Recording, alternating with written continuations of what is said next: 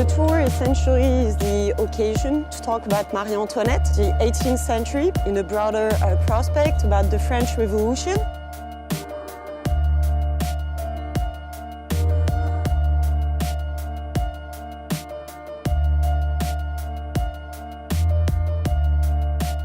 With the axis of this character that was used in many ways, either positively or negatively, but also fascinate people even now.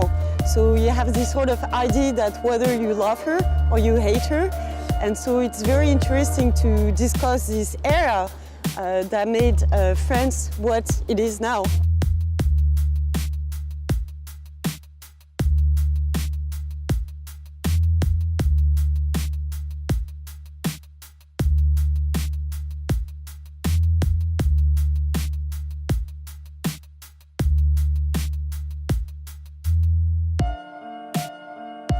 You're in Paris for a few days, the weather is great, but you don't have time to go to Versailles?